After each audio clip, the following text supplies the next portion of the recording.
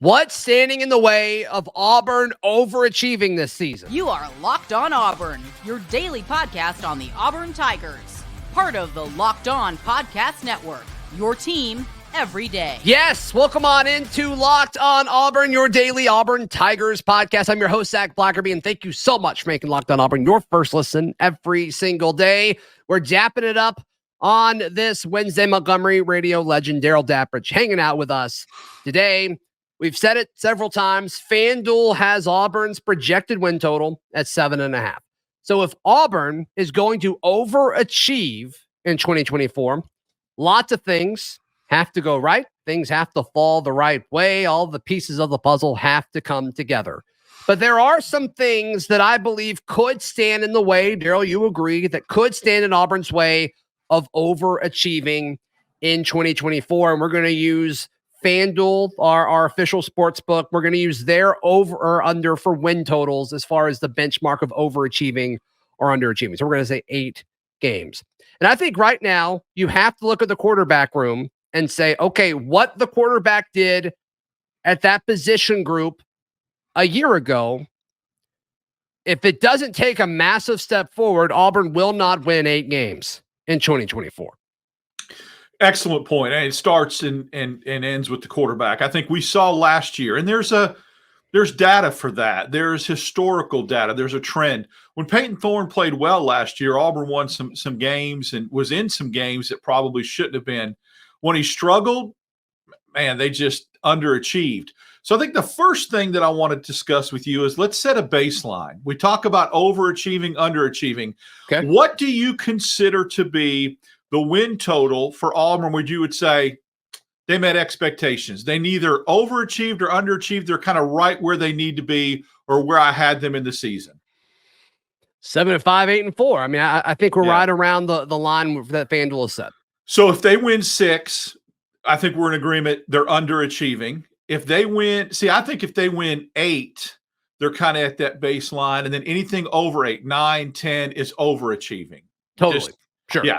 So that, which is a great way to look at it. We can kind of gauge that season. With that being said, quarterback, it starts and ends with quarterback. I think if Peyton Thorne plays like he did last year for stretches of time, it's going to be tough for Auburn to win 7 games or 8 games because of, and even with what we would agree to be a little bit better conducive schedule for Auburn this year than last year. Right. So it starts with the quarterback position. He has got to improve from what he did last year for Auburn to get to 8 wins. I think Hugh Freeze calling plays helps him and helps that, though. Yeah, I think the combination of Hugh Freeze calling plays and him being in the system a year longer is going to be crucial. And if it doesn't result in him taking a step forward, I think Hugh Freeze at some point will say, you know what, let's just go young. We're probably going to go young at wide receiver and defensive line. Why not go young at quarterback with Hank Brown or Walker White? So I think if that's kind of your baseline, like if they think Peyton Thorne's not turning the corner, they'll just say, hey, let's go with the upside of some of these young guys that may have more talented arm strength. You'd have nothing to lose at that point. And you'll know that, I think, 3 or 4 games in, you'll have kind of a feel. If Auburn wins its first 4 games, you'd be foolish to make a quarterback change. And we talked about this in another show. The game after Oklahoma, I think, when there's a bye week. If after Auburn, Georgia. Yeah, if Auburn is struggling at that point or they lay an egg, who knows? But I think you win your first 4 games, you go with status quo. I think another important factor. Hold on, I want to pause you before you go to that next point. If Auburn doesn't win their first 4 games, Alabama, A&M, Cal, New Mexico, and Arkansas all at home, there's a larger issue at play. If you lose any of those 4, if you don't start 4-0, I don't see a world where you can overachieve. I don't see a path to winning 8 games if you lose any of those 4. And it's why I'm not totally discounting it. I'm not saying it's going to happen. I think Auburn comes out of there 4-0, but I also felt like Auburn was going to smoke New Mexico State. So I'm trying to temper my expectations about what could happen. And it would be Arkansas would probably be the only game that I think if they were much improved and they came in and did something. Going back to the quarterback point, another year in the system, Hugh Freeze calling plays, and in my opinion, albeit young, a better receiving room lends itself to think that Peyton Thorne would have an improve over last year. I think that's the other X factor is those receivers, although young, more talented, may kind of elevate Peyton Thorne's game as well. Do you think the youth in the receiving room could be a potential obstacle as far as Auburn not being able to overachieve in 2024? I mean, what if these young guys don't turn the corner? And what if these young guys aren't instant impact guys like we think at least 3 of the 4, maybe all 4, depending on who you ask, potentially could be? Like, what if that just doesn't stick? What if they can't find roles for all of these guys to make an impact? This is going to sound terribly brutal and harsh, but how could it be any worse? I mean, I'm just being honest. I think even guys trying to find their footing with youth, I still can't see how it could be any worse than what Auburn's had in the receiving room the last 2 years. I think just by default and having talent, albeit young, and Lewis coming in, who I think is going to make an impact, will make that room better. If they don't play to the level that the expectations are, I still think it'll be good enough to be at a level that was better the last 2 years, just by default. And I know that sounds mean, but it is what it is. Yeah. Robert Lewis, the veteran transfer from Georgia State, is who Darrell I just keep hearing more things about him from publications, coaches, people that called Sunbelt games, that watched him, that I know with Troy, that said, watch this dude. He's a sleeper. He's going to make more of an impact with this Auburn coaching. And their argument was Auburn's a little snake bit and kind of afraid or a little bit, just bruised from what happened last year with like Hooks and some of those guys that came, and Auburn really felt like they were going to make an impact. So, they could be a little bit snake bit and afraid to traumatized to say, but that Lewis is different than those guys is what I'm hearing. Remains to be seen, but we shall see. Yeah, and Mardner was the only one of the transfer receivers from a year ago, the older transfer receivers that came in that went through spring last year. And I mean, I think Lewis's resume is way better than Mardner's a year ago. So we'll see. I think the path to him making an impact makes more sense in hindsight than it did with some of these other guys, but still, I got to see it. I got to see it before I get really fired up about all of that. So yeah, I mean, quarterback play, it doesn't matter if it's Peyton Thorne, doesn't matter if it's Holden Geriner, Hank Brown, Walker White. It has to be better than a year ago if Auburn's going to win 8 games in 2024. Can Auburn take a step forward with the pass rush, or will the defensive line stand in the way of Auburn overachieving in 2024? We discuss next right here on Locked On Auburn. Today's show brought to you by our friends at Game Time. Darrell, you use Game Time for sporting events as well as concerts. I've done the same. It's very easy to use, very user-friendly. You can order tickets in like 3 clicks. And I love, because I don't have time, and honestly, I'm a little lazy when it comes to like price checking things. It's just nice that Game Time's already done the price checking for you. So like, it's nice to know I'm not getting ripped off. It's a great point, is that you can just have a little bit of a peace of mind knowing that, they've got a guarantee on that you can look at it and that this is the best available price. And then, oh, by the way, where am I going to be sitting? What's the setup? They take care of a lot of factors for you.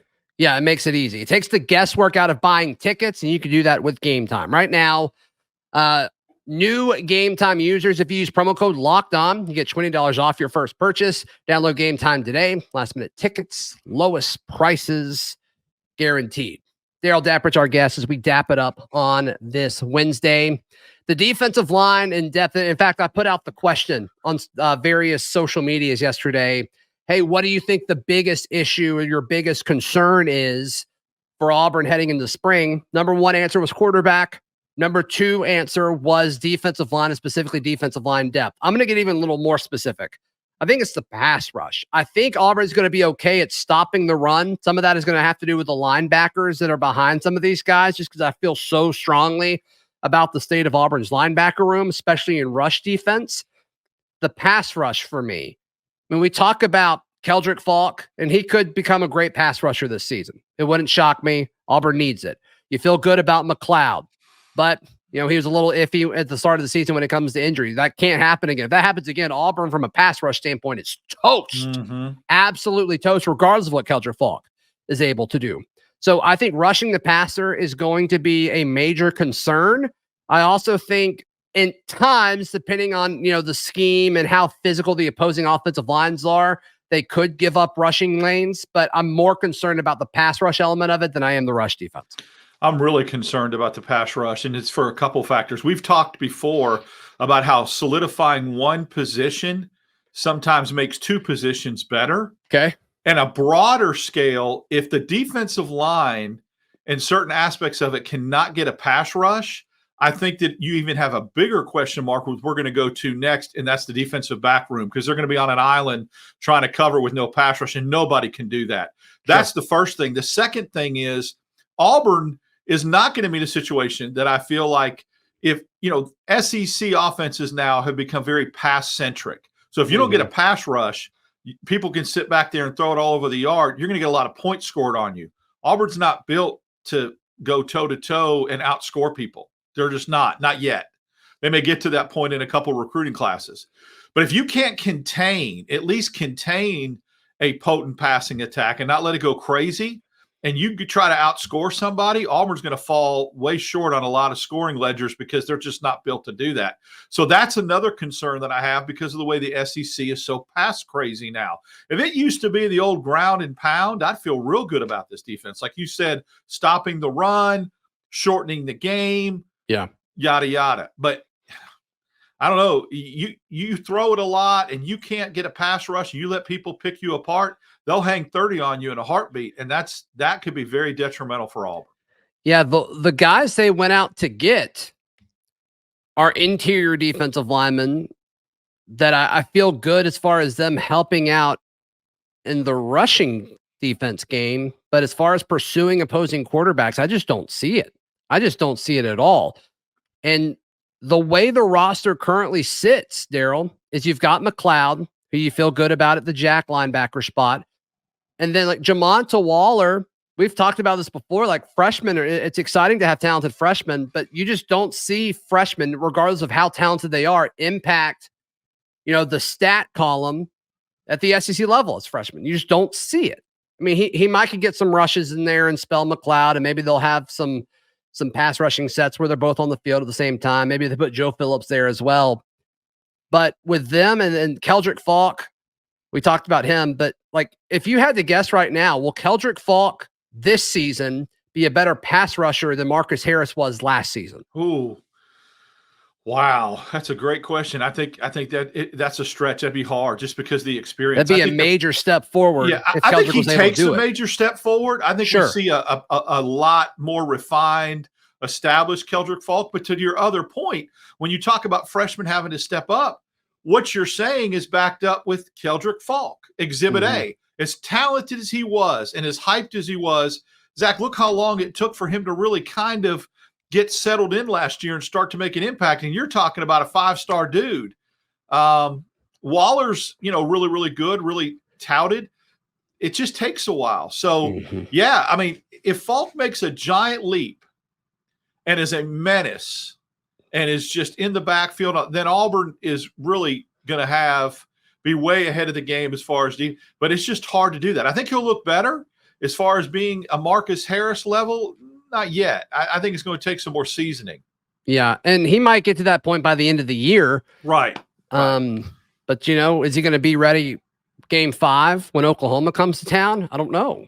And then all the other guys in the room are young guys, which once again, like you love the potential of TJ Lindsey or Amaris Williams or Malik Blockton, but how much of an impact can those guys have year one? You just don't historically see that. It would be an outlier if those guys were able to contribute and be huge pieces of production on Auburn's defensive front.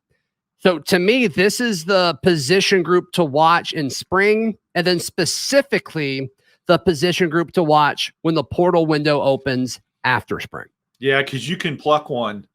I think after spring, you can get which somebody, is what McLeod was. Which McLeod was last year. I mean, you can get an edge guy, a pass rusher out of some that can come in and make an impact. So yes, that's where I think Auburn will really focus its energy on getting one or two guys. They need the depth. They really do. They do. They need two things. They need someone to come in and maybe be opposite of McLeod and play right away, and then they need depth on top of that, so not to have to count on young guys. Yeah, and like who's the true backup to Keldrick? Because right now it's either TJ Lindsey or Amaris Williams. When did Elijah McAllister come last year? He went through spring. He did. Okay. I'm 95% sure on that. Yeah. Because he was a captain. There's no way he would have been a captain if he had been here. He was at SEC Media Days. Right. Yeah. So he must have gone through spring. So we'll see. We'll certainly see what happens there. The defensive back room is interesting, and you talked about obviously how that's tied to the pass rush. We are making a lot of assumptions, and you and I feel good about the defensive back room.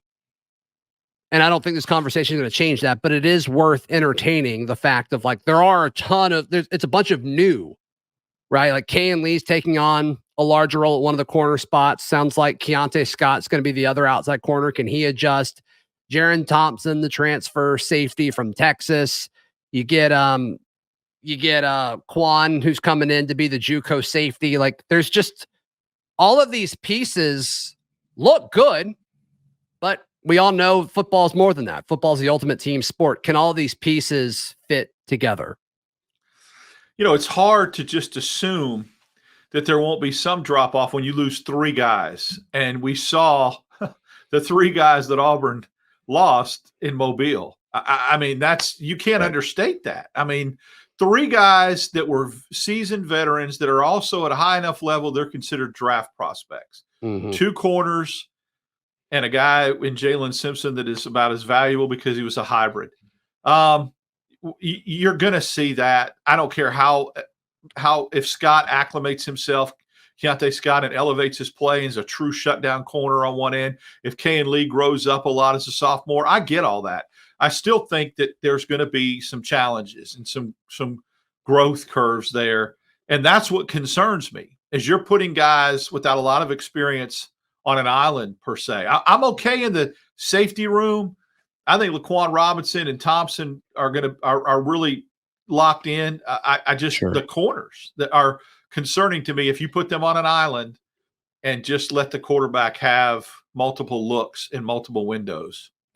Yeah, and then Antonio Kite, the Alabama transfer, like once again, I like him. I like what he's done so far, limited sample size. I like all of these players. It's just, do they all fit together? I think it's interesting. Let's talk about the obstacles in regards to the schedule. I think we both agree that the schedule is overall easier, but there is still a glaring issue here with all of this. We discuss in just a moment, right here on Locked On Auburn. Today's show is brought to you by our friends at FanDuel. FanDuel's America's #1 sportsbook. You can get buckets with your first bet on FanDuel, because right now new customers get $150 in bonus bets with any winning $5 bet. That's $150 if your bet wins. Look, the line that we're talking about pretty much throughout this entire week is FanDuel is setting Auburn's over-under at 7.5 wins. If you think Auburn is saying, 8-4 or better, that's a lock. Head over to FanDuel.com/lockedon right now. Or if you're listening to some of the reasons that we're talking about today, some of these obstacles that could hinder Auburn from doing that, you say, you know what? 7-5 may be a little high. Once again, head over to FanDuel.com/lockedon to shoot your shot. FanDuel is the official sportsbook partner of the NBA and the Locked On Podcast Network. Darrell, Dapprich, final few minutes on this Wednesday edition of Locked On Auburn. When you look at the schedule, we talked about how Auburn needs to start 4-0, which obviously if you do that, you take care of a lot of business and a lot of these gimmies that are gimmies, right? I mean, you brought up New Mexico State. We're kind of going to be jaded for a few years of like saying, okay, is there truly a gimme at this point? Which may not be a bad way to go.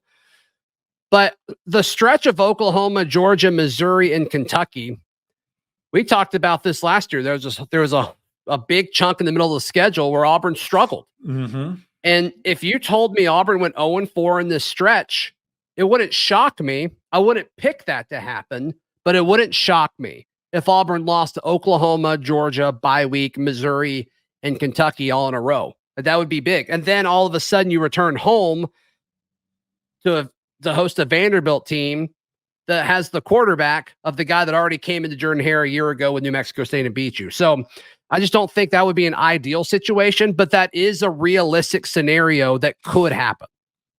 Couple things. It's amazing how it looks so similar. I think last year Auburn's tough stretch where you predicted correctly that they were going to go 0-4 was after game 3. So they went 3-0. This time they have the opportunity to go 4-0, which may be the big difference in winning 7 or winning 8, right? Sure. Right. And so then I think Kentucky, Georgia, Oklahoma, and Missouri, that 4-game stretch isn't as daunting as the 4-game stretch that we saw last year with LSU, Ole Miss, Georgia, and I'm trying to remember the other 4th team that Auburn lost to. A&M, right? A&M, yeah. I think those 4 games are more difficult than the 4 games that Auburn is going to see coming up here, especially with one of them being at home. Now, would it surprise me if Auburn went 1-3 in that stretch?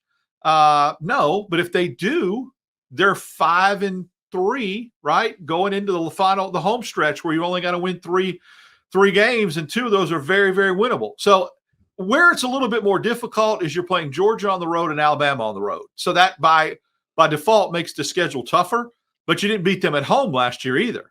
so there you go.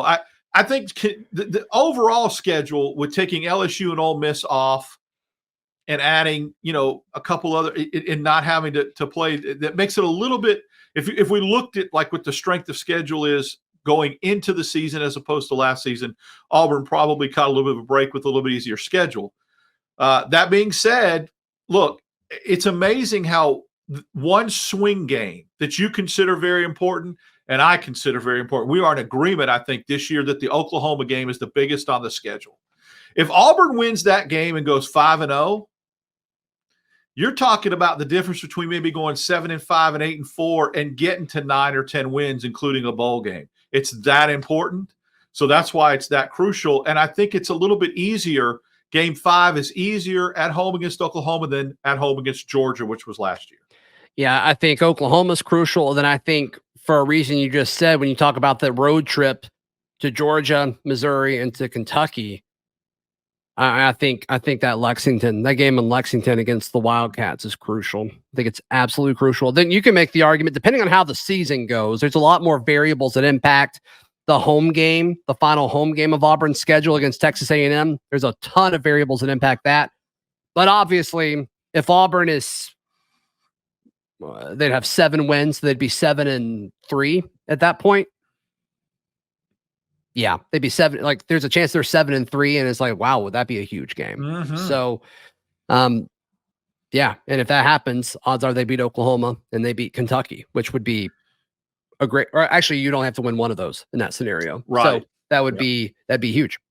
That'd be huge. That's why it was so frustrating. I hate to keep doing it and giving people PTSD when you felt like you had that 7th win in the bank with New Mexico State before going into the Iron Bowl. It just made it all that much more frustrating. I think Auburn will learn from that. I just can't see, Zach, just looking at this very simplistic. I feel like Auburn in year 2 under Hugh Freeze will be improved. I think they'll be better than they were last year. And I also think the schedule's a little bit easier than last year. Just that alone should get you 1 or 2 more wins with those 2 factors. Sure. Better team, easier schedule. You should be able to pick up a +1 or +2. And if you pick up the +2 and go 8-4 going into a bowl game, how nice would winning the bowl game to put a cap on that and getting to 9 wins would be? I think psychologically, I think it'd be huge for this program. Do you think us saying it's an easier schedule, I mean, it's got some baked in assumptions in that. Like, it's got a baked in assumption that Oklahoma's going to take a step back. Mm-hmm. It has a baked in assumption that Texas A&M under Mike Elko is not going to strike fire year 1. Are those 2 assumptions fair? I think they are. I'm just asking the question. They are, especially when you look at the GPS location where those games are being played. You play those games in Auburn and Jordan-Hare. The factors you just mentioned, Oklahoma and Texas A&M could take a little bit of a step back. Although Texas A&M wasn't a world beater last year, we just caught them. They caught us at the right time on the road. Sure. But you get them at home and you get Oklahoma at home. I think that makes a difference. I really do. I believe, I know that people talk about it and just sometimes it gets really like you're beating a dead horse or it's overplayed. I really believe that whether it's at Neville Arena or whether it's at Jordan-Hare, there is a point spread bonus plus that you get by playing at home in front of this crowd. So just again, Georgia, Alabama were losses last year playing in Auburn. So that's just a wash. It's where you pick up games everywhere else on the schedule. And that's why I think they can make it. Weirdly enough, like Auburn wasn't great at Jordan-Hare Stadium last year. I mean, you lose to Alabama and Georgia, and obviously both of those games were closer than New Mexico State. The New Mexico State and Ole Miss. And it's you lost 4 games at home, and I cannot see that trend continuing the second year under Hugh Freeze. Just improve that by 2 games. I mean, if somebody told you, gosh, Auburn's going to lose 2 games at home this year, you're like, dang, well, that's 2 games better than they did last year. Maybe the difference between 6 wins and 8 wins. All those little components, the games within the games, the numbers within the numbers, is why I think it'll be different. Yep. Let us know your thoughts in the comments down below or on social media or in the Locked On Auburn Discord. Darrell, how can people check out everything that you've got going on? Follow me on X, DAP6410, and then Wednesdays and Fridays with you. And then obviously no game tonight as far as Auburn basketball. So we'll pick up the game Saturday at Georgia. We'll do a little postcast. Yes, this Saturday for sure. For sure. All right, we talk Cruton on tomorrow's show. Be sure to check that out. You can find all my written work at auburndaily.com. Please like the video. Please subscribe. We'll see you tomorrow. This has been Locked On Auburn.